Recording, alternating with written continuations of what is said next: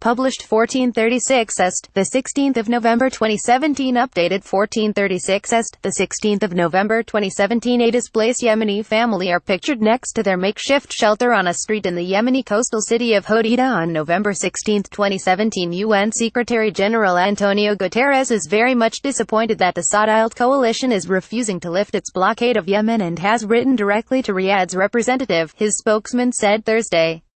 The coalition shut down Yemen's sea and airports as well as borders on November 6 in response to a missile attack by the Iran-backed Houthi rebels near Riyadh.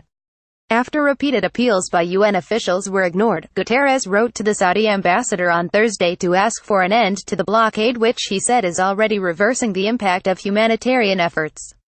The Secretary-General is very much disappointed that we have not seen a lifting of the blockade, said UN spokesman Staffan Dujarric. Guterres and his top 8 officials are heartbroken at the scenes we are seeing from Yemen and the risk of continued suffering of the Yemeni people, Dujarric added. This is a man-made crisis, continued the UN spokesman, adding that Guterres had called it a stupid war. The United Nations has listed Yemen as the world's #1 humanitarian crisis, with 17 million people in need of food, 7 million of whom are at risk of famine. Yemen is also battling one of the world's worst outbreaks of cholera, that has left nearly 1 million people ill and killed 2,200 people.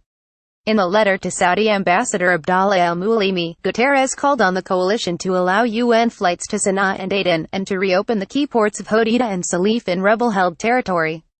The direct appeal to Saudi Arabia's ambassador from the UN chief highlighted growing frustration and alarm over Yemen's humanitarian crisis and the coalition's refusal to open up access to aid. In the letter, Guterres offered to send a UN team to Riyadh for talks on tightening up inspections at Hodeidah port once the aid shipments have resumed.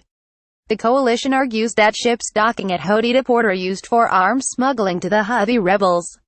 Earlier, the heads of 3 UN agencies warned that without deliveries of vital supplies such as food and medicine, untold thousands of innocent victims, among them many children, will die. The joint appeal came from the World Health Organization, the UN Children's Agency UNICEF and the World Food Programme.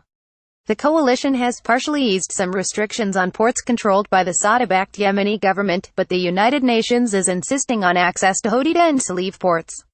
Sorry, we are not currently accepting comments on this article.